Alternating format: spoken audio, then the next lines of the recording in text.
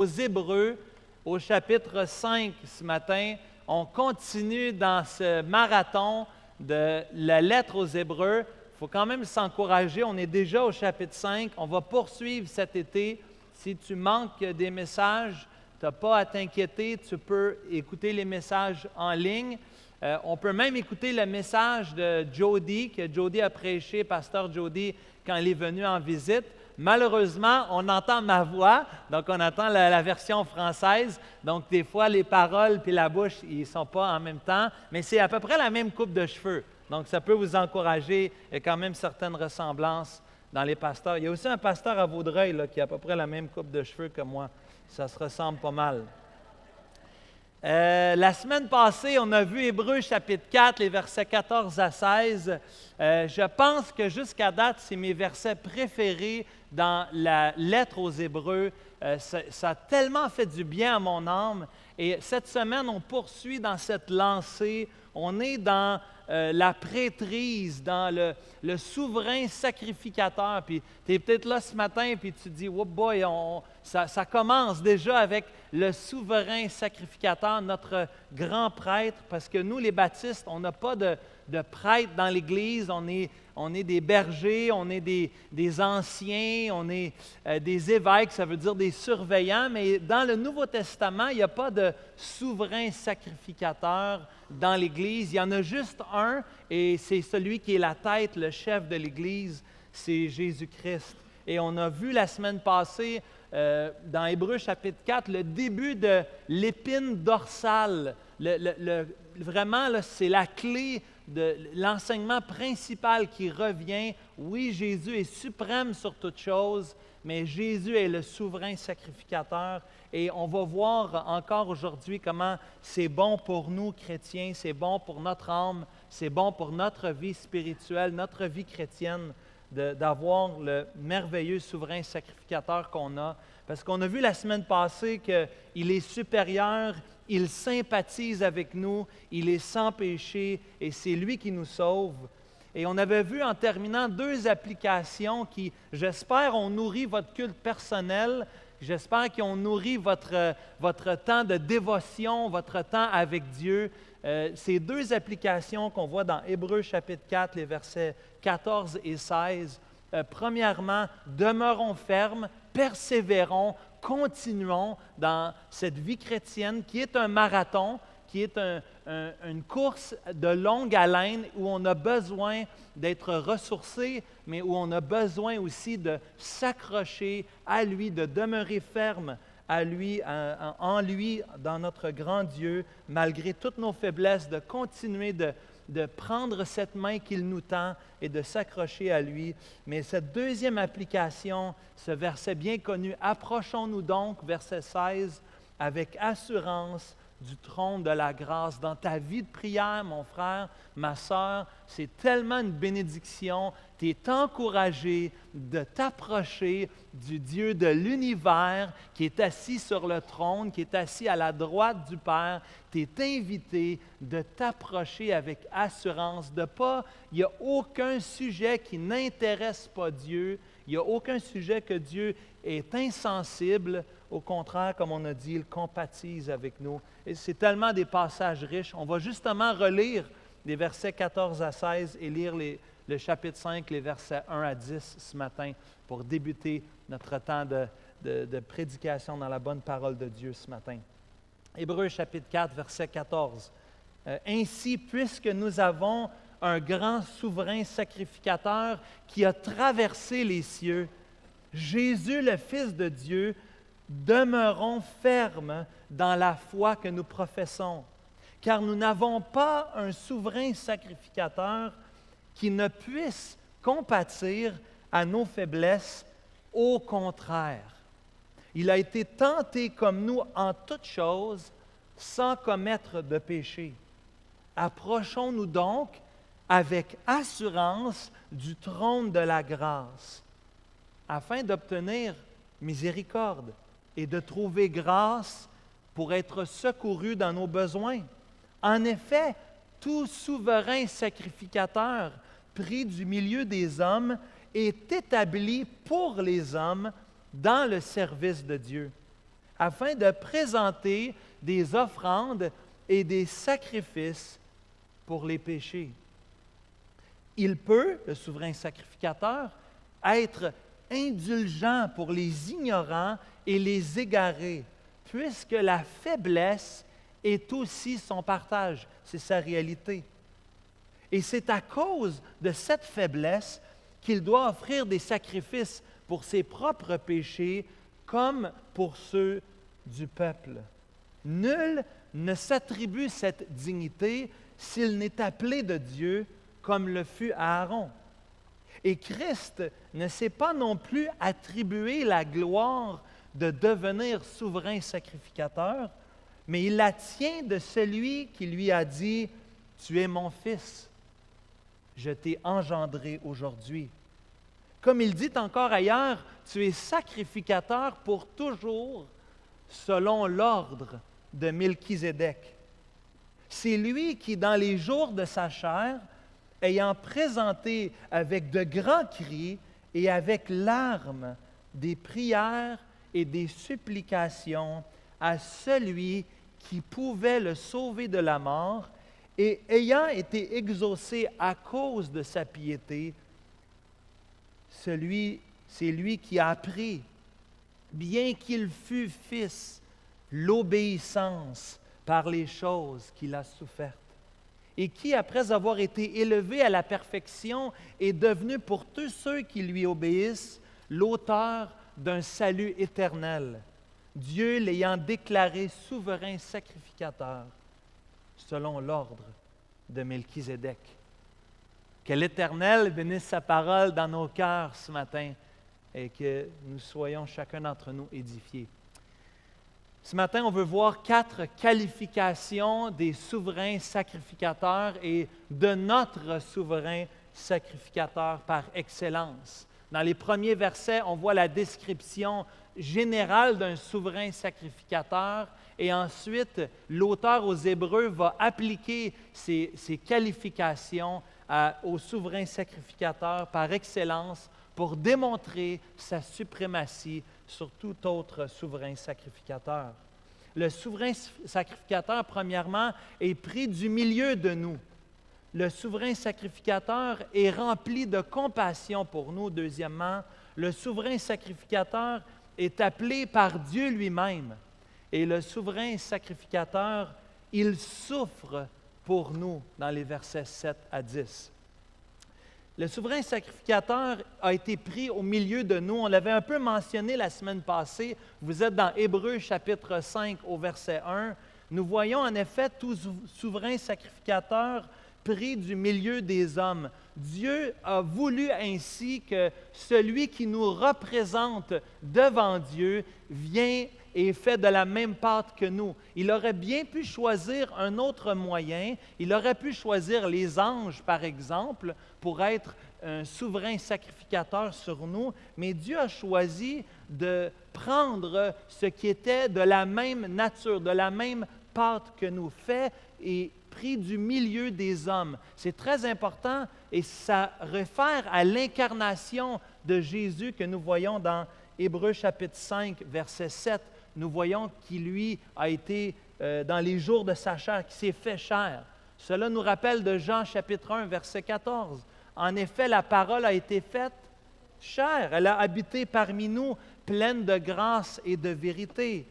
Dans Colossiens chapitre 2, verset 9, « Car en lui habite corporellement toute la plénitude de la divinité. » Dieu a voulu que son Fils vienne parmi nous et on a déjà une des explications ce matin pour l'incarnation. Oui, c'était pour nous sauver, mais c'était aussi parce que si on voulait avoir un souverain sacrificateur, ça devait être quelqu'un qui était pris au milieu de nous. Quelqu'un qui avait pour fonction, on voit dans Hébreux chapitre 5, verset 1, quelqu'un qui avait pour fonction ou pour rôle de présenter des offrandes et des sacrifices pour les péchés. Et Hébreux chapitre 5, verset 1 nous ramène à ce qui est le plus grand problème de ce monde, le plus grand problème que la Bible va adresser. le problème du péché. Le problème que nous, chacun d'entre nous, nous sommes pris avec une nature pécheresse qui confirme cette nature par toutes sortes de gestes, de paroles, d'attitudes et d'absence, d'omission de gestes qui confirment notre nature pécheresse. Ce matin, tous sont pécheurs. Nous sommes tous ont péché, sont privés de la gloire de Dieu.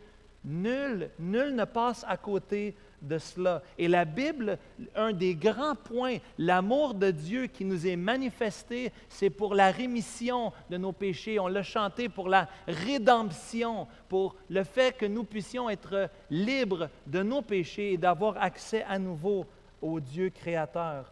Quoi faire avec notre péché? Qu'est-ce que tu peux faire avec ton péché? Et je parlais avec des gens cette semaine qui disent, je ne comprends pas pourquoi les péchés que je fais, je refais encore les mêmes péchés. Je lutte avec des péchés que je déteste et que je veux absolument me sortir. Et même quand j'essaye par moi-même, je prends des gros efforts pour arrêter de faire ces péchés-là, je suis quand même pris avec mon péché. Certains vont penser à un système de balance. Si j'ai fait beaucoup de péchés et que ça pèse dans la balance, ben de l'autre côté, je vais essayer de faire beaucoup de bonnes choses pour contrebalancer. Mais le problème, c'est que cela n'efface pas le péché. Cela n'enlève pas la tache. Si tu as une belle chemise et que tu l'attaches et qu'il y a un gros spot, même si tu la laves, même si tu mets du détergent, si elle est bien tachée à la peinture, une peinture à l'huile, tu ne pourras pas enlever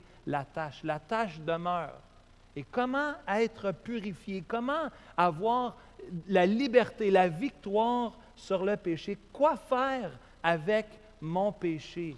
Et la Bible nous dit qu'il nous fallait un sacrifice, mais il nous fallait aussi quelqu'un pour présenter les sacrifices et les offrandes. Il nous fallait quelqu'un entre nous et Dieu. Tous les efforts de ta vie ne pourraient te sauver. Tous les efforts, même d'obéissance que tu veux dans ta vie, à t'attacher à Dieu, le suivre, marcher fidèlement, nous le réalisons. Moi, je le réalise. J'espère que tu le réalises aussi, qu'on tombe malgré nous-mêmes, malgré nos efforts.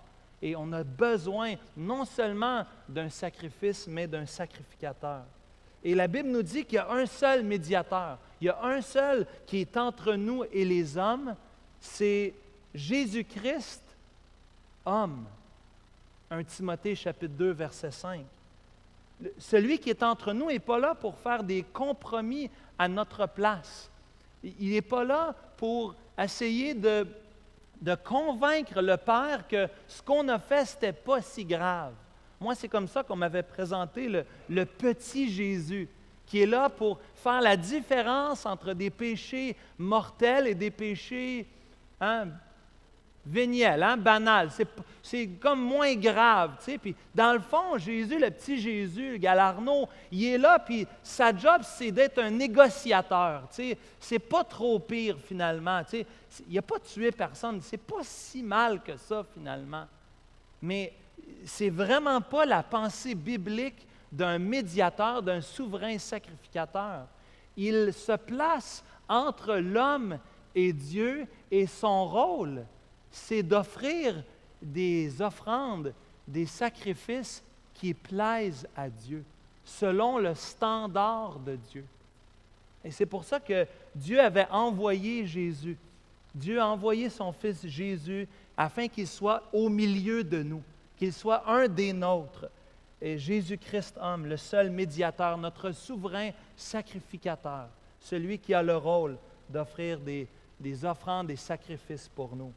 Deuxièmement, nous voyons le souverain sacrificateur dans les versets 2 et 3 qui est rempli de compassion. Vous allez dire, on dirait qu'il se répète dans ce qu'on a entendu au chapitre 4, verset 15. Nous voyons cette indulgence. Ici, on ne parle pas proprement de Jésus dans les versets 2 et 3. On parle du rôle du souverain sacrificateur en général, mais on voit des éléments de caractère qui sont identifiés ici dans les versets 2 et 3. La dernière chose que tu veux comme représentant auprès de Dieu, c'est quelqu'un qui est orgueilleux, quelqu'un qui se fout de toi, quelqu'un qui ne t'écoute pas, quelqu'un qui ne te comprend pas, quelqu'un qui est dur. Et comme parent, je m'adresse à vous ce matin, comme parent, une des voies qui est facile pour nous, c'est la voie de la dureté. C'est d'être dur envers nos enfants, de tenir le standard et de ne pas lâcher le morceau. Et Dieu veut qu'on élève nos enfants dans la vérité, dans la droiture, mais c'est intéressant ici que notre souverain sacrificateur, Jésus, qui est le souverain sacrificateur par excellence, mais tous les souverains sacrificateurs étaient choisis du milieu des hommes parce qu'ils pouvaient être indulgents, qu'ils pouvaient être sensibles envers ceux qui sont égarés, envers ceux qui sont ignorants. Nos enfants sont souvent très ignorants, désobéissants aussi, mais ignorants. Un des rôles qu'on a comme parents, un des rôles qu'on a comme professeurs d'école du dimanche, comme moniteurs, c'est d'instruire, de présenter qu'est-ce que Dieu pense, qu'est-ce que Dieu dit. Avant que nos enfants puissent désobéir, il faut qu'ils sachent c'est quoi la loi, qu'est-ce que Dieu s'attend d'eux. Et là, on peut les confronter leur cœur. Nous voyons ici cette idée d'un souverain sacrificateur qui est rempli de compassion, qui est indulgent. Et c'est sûr que ça nous fait penser à Hébreux chapitre 4, verset 15. Ce souverain sacrificateur qui ne peut pas compatir. On dirait que l'auteur aux Hébreux veut vraiment que tu comprennes que Dieu est compatissant, que Dieu est indulgent et que Dieu veut que ton souverain sacrificateur, que celui qui te représente auprès de Dieu, soit quelqu'un qui comprenne ta vie, qui ait compassion et qui soit indulgent à ton égard. Ces deux passages, Hébreux chapitre 5, versets 2 et 3 et Hébreux chapitre 4, verset 15, ces deux sections reflètent ainsi la même idée de notre souverain sacrificateur Jésus qui est rempli de compassion pour nous. Et évidemment, on avait un peu touché là-dessus la semaine passée, mais on peut se poser la question, mais Jésus, il est parfait. Tu sais, comment je pourrais m'approcher de quelqu'un qui est parfait? Comment je pourrais m'approcher de quelqu'un qui ne peut pas comprendre les difficultés de ma vie? S'il était parfait, alors ça devait certainement dire que c'était facile pour lui d'obéir aux commandements. Est-ce que c'était facile pour Jésus d'obéir aux commandements? Je pense qu'on pourrait plutôt dire que il y avait de la difficulté, c'était difficile pour Jésus. Jésus a vécu comme nous. Il a été tenté en toutes choses. On ne peut pas dire que Jésus a vécu et que c'était facile pour lui de vivre ici-bas sur terre. Le Fils de l'homme n'avait pas de lieu pour reposer sa tête. La perfection de Jésus n'a pas limité. Certains vont penser qu'elle a limité son expérience lors de la tentation. Il était comme moins tenté puisqu'il venait directement du ciel, puisqu'il était Dieu et homme. Jésus est moins affecté. Non, la perfection de Jésus n'a pas limité son expérience lors de la tentation. Au contraire, certains diraient que sa perfection a augmenté son expérience. Jésus a expérimenté la vie comme vous et moi, et il peut donc compatir parfaitement avec ce que toi et moi on pourrait vivre. Jésus comprend ta vie, Jésus comprend tes situations, Jésus sait comment surmonter la tentation et le péché. Et la bonne nouvelle, nous le savons, c'est que Jésus a eu la victoire sur le péché. Il a eu la victoire sur les tentations. Jésus, lorsqu'il était avec les gars, Jésus était en bonne compagnie avec ses disciples. Il n'était pas avec ses ennemis. Et quand Jésus dit aux gars, « Je m'en vais offrir ma vie, je m'en vais à Jérusalem, je m'en vais mourir », qu'est-ce qu'un de ses meilleurs, un de ses numéro 1 a essayé de faire avec lui? Qu'est-ce qui lui a passé par la tête, Pierre, dans son impulsivité légendaire? Hein? Ben non, Jésus, voyons donc, ça n'a pas de sens, il ne faut pas, non, non, à Dieu ne plaise, hein? Ça ne pourrait pas arriver. Et qu'est-ce que Jésus a répondu à Pierre? Il lui a répondu, arrière de moi, Satan. Même les gars dans son équipe, des fois, étaient un sujet de tentation pour lui. Pourquoi? Parce qu'on le voit dans Jean chapitre 12. Jésus voit le prix élevé au verset 24. Il voit le sacrifice. Il le dit que le grain doit mourir pour porter du fruit. Il voit, il sait ce qui s'en vient. Il connaît sa mission. Il sait qu'il va mourir. Et c'est totalement faux de penser que Dieu ne peut pas comprendre ce que tu vis. Et en fait, c'est plutôt l'inverse. C'est nous qui ne pouvons pas comprendre ce que Jésus a vécu. Ce que Jésus a vécu. Et c'est normal, nous répondons, mes enfants, moi, tout le monde, on pense et on répond en fonction de nous. On pense à Dieu quand on prie. C'est un combat pour nous de prier Dieu en pensant à lui et en ne pas pensant à nous, à nos propres besoins, en pensant à notre situation. Si moi je suis tenté, à combien plus forte raison Jésus est tenté bien plus que moi j'aurais pu l'être? À combien plus Jésus a été tenté, combien plus ça a été difficile? Jésus qui voyait cette difficulté. C'est normal, on pense à nous, on pense en fonction de nous. Et ce matin encore, cet encouragement d'un Dieu qui est compatissant, d'un souverain sacrificateur qui est indulgent à ton égard. Toi qui es faible, toi qui es ignorant, toi qui es égaré, tu es invité à revenir à ce Dieu merveilleux que nous avons. Ce Dieu qui, en son Fils Jésus, nous a envoyé le souverain sacrificateur par excellence. Donc, ce souverain sacrificateur, il vient du milieu des hommes, il vient du milieu de nous. Ce souverain sacrificateur a compassion de nous. On en a déjà beaucoup parlé la semaine passée, mais troisièmement, ce souverain sacrificateur est appelé par Dieu lui-même. C'est intéressant de voir l'appel de Dieu. Ce serait la pire situation d'avoir un souverain sacrificateur, un prêtre, qui n'est pas appelé à cela. Mais Hébreux chapitre 5, verset 4 nous dit que c'est Dieu qui appelle. C'est même Dieu qui a appelé, qui a établi Aaron.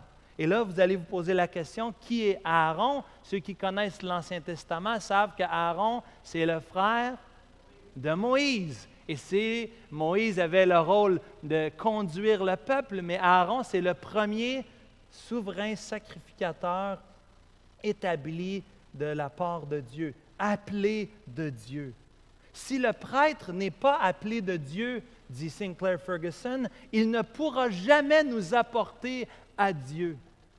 Son rôle est d'apporter, oui, des sacrifices, des offrandes, mais il n'est pas appelé, s'il n'est pas appelé de Dieu, il n'aura pas la puissance et l'autorité pour accomplir la tâche qui est devant lui. Jésus, dans les versets 5 et 6, nous est présenté comme celui qui a été choisi par Dieu. Si personne ne s'attribue cette dignité, Jésus non plus, au verset 5, ne s'est pas attribué cette gloire de devenir souverain sacrificateur. Jésus, ce n'est pas lui qui s'est mis là, c'est Dieu qui l'a appelé. C'est Dieu le Père qui l'a établi et qui l'a instauré pour être le souverain sacrificateur. Et nous voyons deux exemples ici qui sont donnés. J'ai déjà parlé d'Aaron, mais il y a aussi un espèce de gros nom, Melchizedek.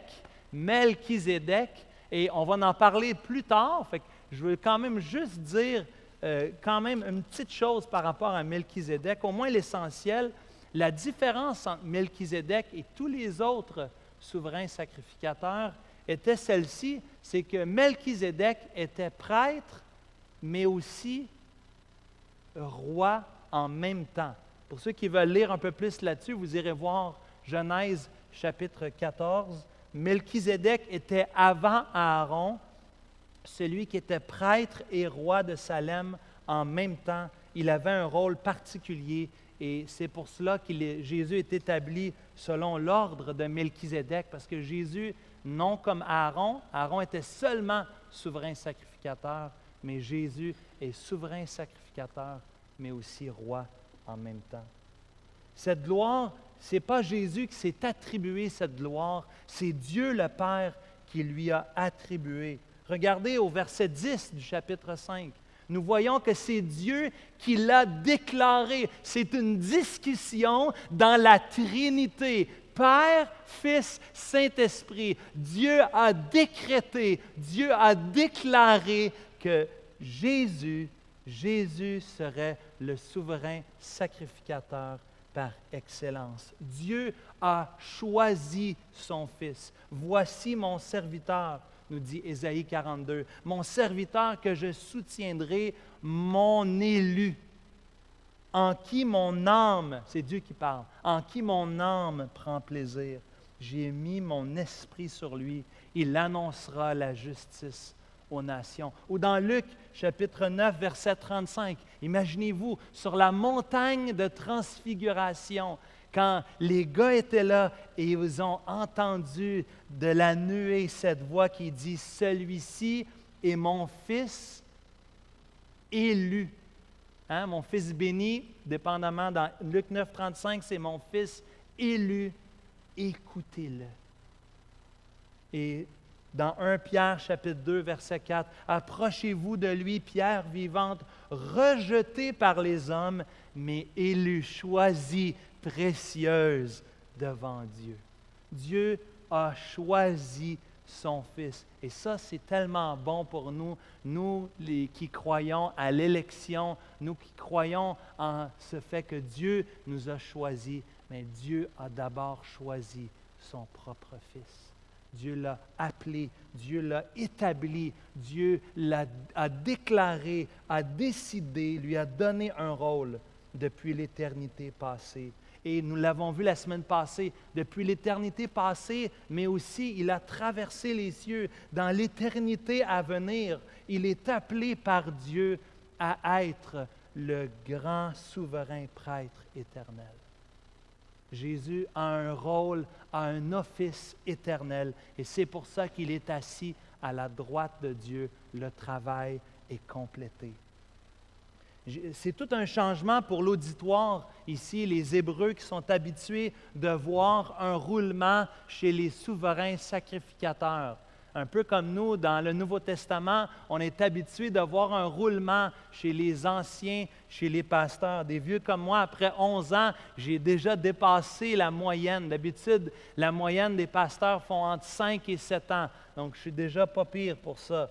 Mais on est habitué dans la Bible, ils avaient eu des centaines de souverains sacrificateurs.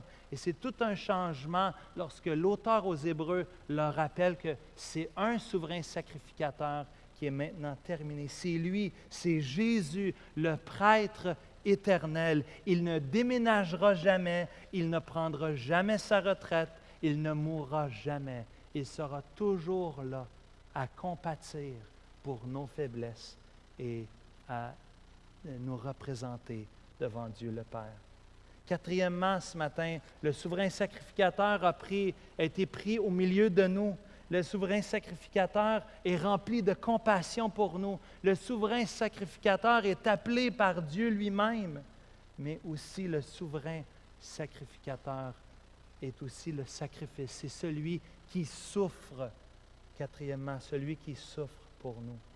Au verset 7, « C'est lui, dans les jours de sa chair, ayant présenté avec de grands cris et avec larmes des prières, des supplications pour celui qui pouvait le sauver de la mort. » Nous avons un souverain sacrificateur, un sauveur qui comprend la tentation que nous vivons, mais aussi un sauveur qui comprend aussi l'autre grande difficulté de la vie chrétienne. La difficulté dans la vie chrétienne, ce n'est pas seulement la tentation de pécher, mais la difficulté dans la vie chrétienne, c'est la soumission à Dieu.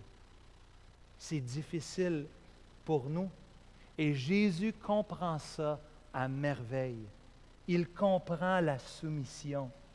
C'est difficile pour nous de placer notre confiance en Dieu de façon quotidienne. C'est comme si qu'on est assis dans le siège du passager, mais qu'à tous les jours, quand Jésus est au volant de notre voiture, on veut mettre la main sur le volant, on veut tourner, on veut décider où est-ce qu'on va aller. Et c'est comme une lutte à tous les jours de laisser Dieu prendre la place et de conduire le volant de notre vie.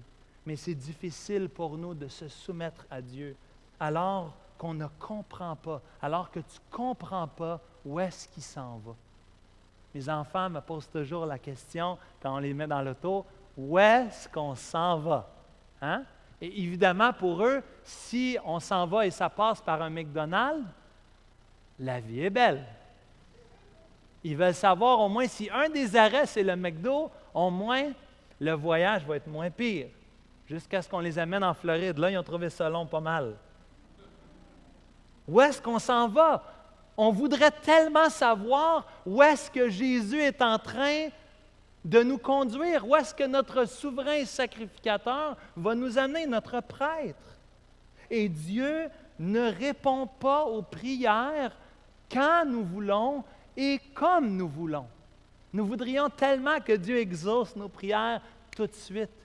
Et Jésus comprend cela. Tournez dans Matthieu chapitre 26, parce que Hébreux chapitre 5, verset 7 nous fait penser, nous pointe vers cet événement dans le jardin de Gethsémani, où Jésus est dans ses heures les plus difficiles, peu avant de se rendre devant et d'être crucifié.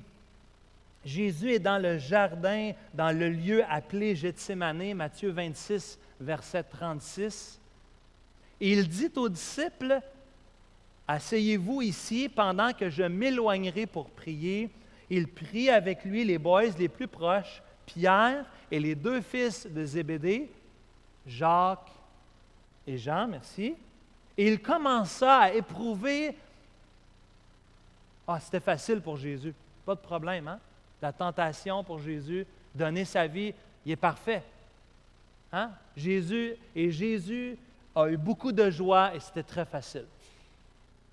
Et Jésus commença à éprouver de la tristesse et des angoisses. Il a fait ça pour toi, mon ami.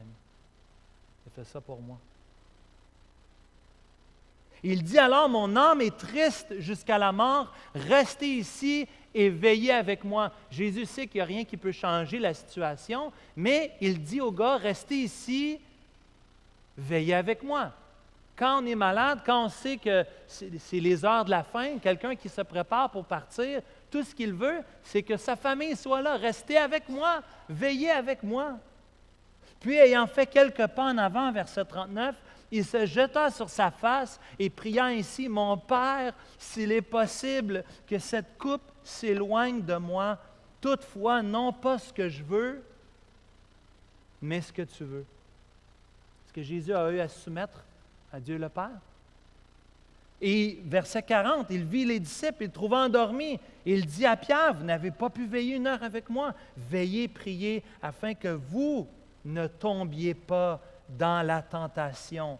L'esprit est bien disposé, la chair est faible. » Il s'éloigna une seconde fois et pria ainsi, « Mon Père, s'il est possible que cette coupe s'éloigne sans que je la boive, que ta volonté soit faite. » Il revint les trouvant encore endormis, car leurs yeux s'étaient apaisantis. Il les quitta et s'éloigna et pria pour la 3e fois, répétant les mêmes paroles. Jésus a prié. Est-ce que Dieu a exaucé la prière de Jésus? Oui et non, ou plutôt non et oui. Il a demandé à Dieu 3 fois si cette coupe pourrait s'éloigner et Dieu lui a dit non. Non, Jésus. Il n'y a pas un autre moyen. Tu dois prendre cette coupe, tu dois accepter ton sort, celui de mourir. C'est ma volonté. Et c'est là où il a dit oui, parce que Jésus a été obéissant, même dans ses requêtes, même dans ses demandes envers Dieu. Il dit que ta volonté soit faite. Que ta volonté soit faite. Jésus a fait cette demande. Et est-ce que la volonté de Dieu a été faite? Absolument oui. Dieu a exaucé cette partie de la prière. Jésus comprend parfaitement quand tu dois persévérer, quand tu dois te soumettre, quand tu voudrais une autre solution et que Dieu dit non, c'est ça que je veux pour toi. Il comprend parfaitement. Il est notre Sauveur, le Sauveur dont nous avons tant besoin. Il est notre souverain sacrificateur dont nous avons tant besoin.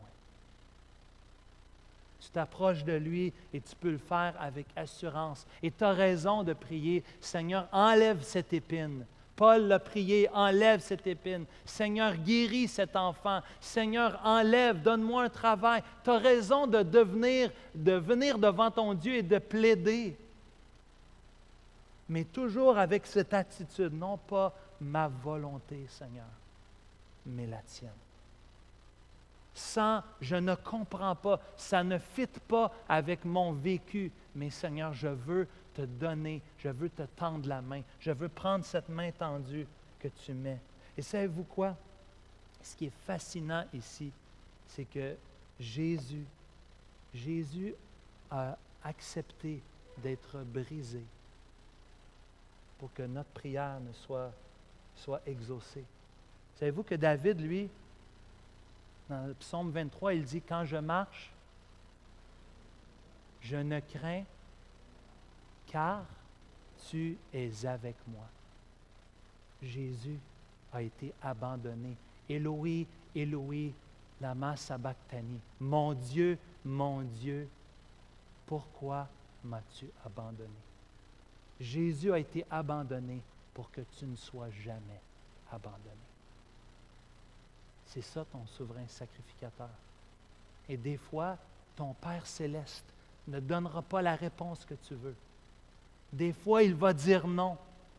Des fois, il va dire, ce n'est pas ma volonté, mais il va toujours être là à tes côtés. Jamais il va t'abandonner dans la vallée de l'ombre de la mort. Et là, au verset 8, il y a une phrase qui est absolument incroyable, une phrase qui est absolument choquante. Dans ce souverain sacrificateur qui souffre pour nous, nous voyons au verset 8 qu'il a appris l'obéissance par les choses qu'il a souffertes. Il me semble que le Fils, au verset 8, bien qu'il fût Fils, il me semble que le Fils aurait dû avoir un traitement préférentiel. Il me semble que d'être le Fils du roi, cela veut dire beaucoup d'avantages. Mes fils, ma fille, j'essaie d'en prendre soin, de les gâter. Ils sont mes chouchous, ils sont mes préférés, bien sûr. Mais Dieu ne traite pas son Fils comme cela pour nous.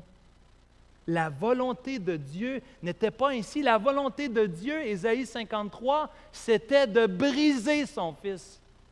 La volonté de Dieu, c'était qu'il prenne cette coupe pour vous et moi. Que voulait dire donc? Que veut dire qu'il a appris l'obéissance par les choses qu'il a souffertes? Ça ne veut pas dire que Jésus n'était pas parfait, qu'il avait besoin d'apprendre, qu'il n'avait pas la connaissance.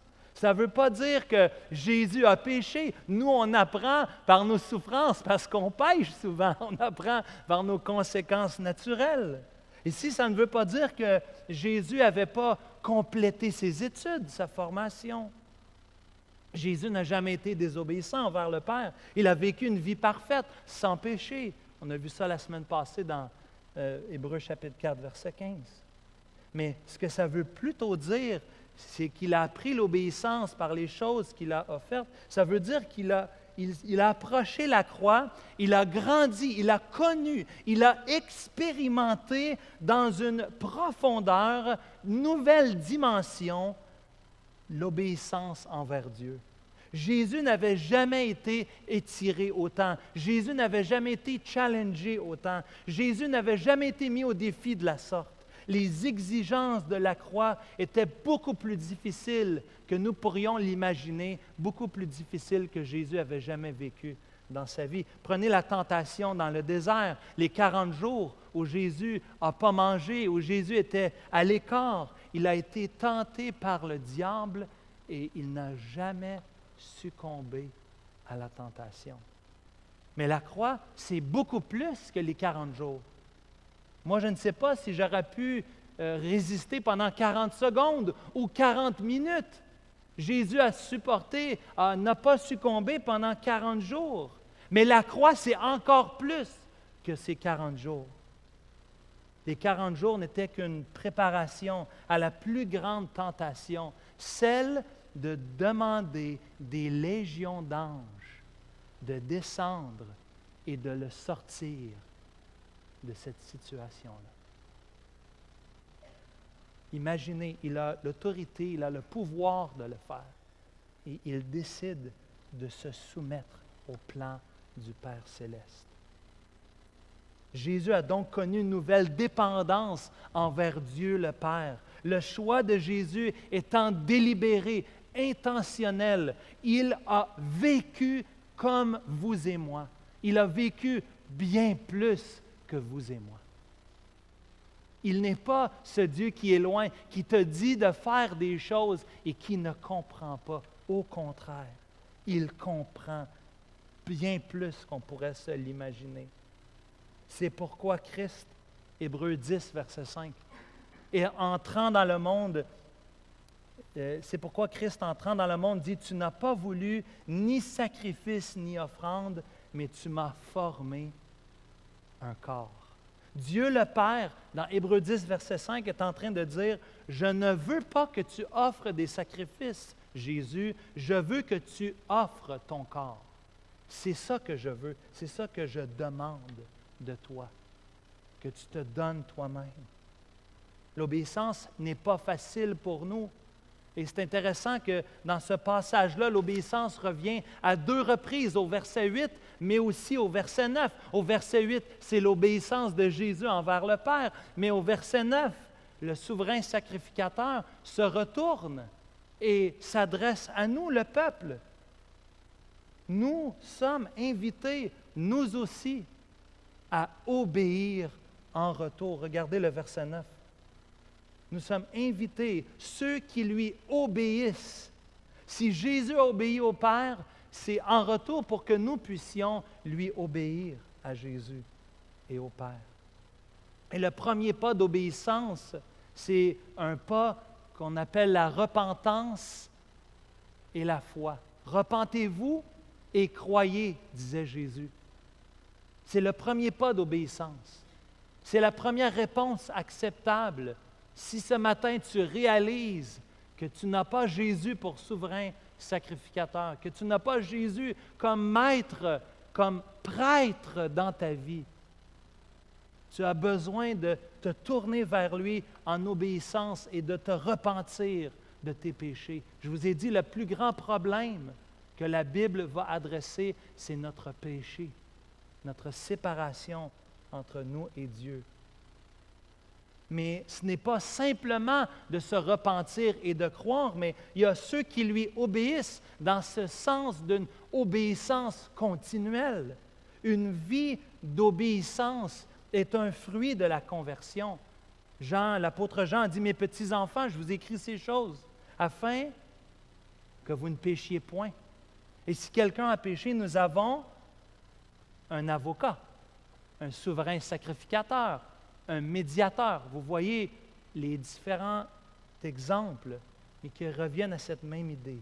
Nous avons un avocat auprès du Père, Jésus-Christ, le juste. Il est lui-même une victime expiatoire pour nos péchés, non seulement pour les nôtres, mais aussi pour ceux du monde entier. Si nous gardons ses commandements, par là, nous savons que nous l'avons connu. Celui qui dit « je l'ai connu » et qui ne garde pas ses commandements est un menteur. Et la vérité n'est point en lui. Mais celui qui garde sa parole, l'amour de Dieu est véritablement parfait en lui. Par là, nous savons que que nous sommes en lui. Ce Jésus parfait, ce Jésus qui était parfait, qui a été élevé à la perfection, c'est ce Jésus qui était complètement consacré envers son Père céleste et qui a obéi dans la souffrance afin de nous donner la vie, nous demande en retour, ce texte nous demande en retour d'obéir au commandement de notre Père. Et je sais que tous voudraient qu'on puisse amener et dire, mais Jésus l'a fait pour nous. Absolument, le souverain sacrificateur l'a fait pour nous. Mais le souverain sacrificateur nous invite, t'invite à une vie d'obéissance, une vie de soumission, parce que lui-même a passé par là. Et il te tend la main. Il te dit, je suis ton souverain sacrificateur. Je suis celui qui a compassion, qui est indulgent envers toi, qui veut t'aider à marcher dans cette vie, à courir ce marathon de la vie chrétienne. Celui qui a été élevé, verset 9, à la perfection. Hébreux 5, verset 9. Celui qui est devenu pour tous ceux qui lui obéissent l'auteur d'un salut éternel. Dieu l'ayant déclaré souverain sacrificateur selon l'ordre de Melchizedek. Jésus a dit, je suis le chemin, la vérité et la vie. Nul ne vient au Père que par moi. Il y a de salut en aucun autre. Tu as l'invitation ce matin devant ce sacrificateur, ce méga souverain sacrificateur, ce sacrificateur qui s'est sacrifié lui-même, qui a souffert pour toi et moi, afin que nous puissions avoir la vie, afin que nous puissions marcher en obéissance aujourd'hui. Père Céleste, je te remercie pour cette description de ton Fils Jésus. On a tellement besoin de ça, chacun d'entre nous. Ce matin, peut-être qu'il y a des gens qui sont venus et ils voulaient avoir une recette, les 3 étapes, les 5 pas. Ça nous bouleverse ce matin, Jésus. Toi, le Dieu éternel, Père céleste, tu as envoyé ton Fils. Tu l'as envoyé pour vivre comme nous, pour être tenté comme nous, pour se soumettre à toi, comme nous aurions à nous soumettre à toi, Père céleste. Tu comprends parfaitement qu'est-ce qu'on vit. Et on veut que nos vies t'adorent. On veut t'offrir en sacrifice nos corps et nos esprits. On voudrait, Jésus, on voudrait tellement être de ceux qui t'obéissent, mais on manque tellement souvent. On trébuche tellement souvent. On a besoin de ton esprit qui nous relève, qui nous aide à marcher d'une manière digne de cette vocation. Être de ceux qui s'attachent à toi, à ta parole. Seigneur, je prie pour mes frères, mes sœurs qui sont ici aujourd'hui.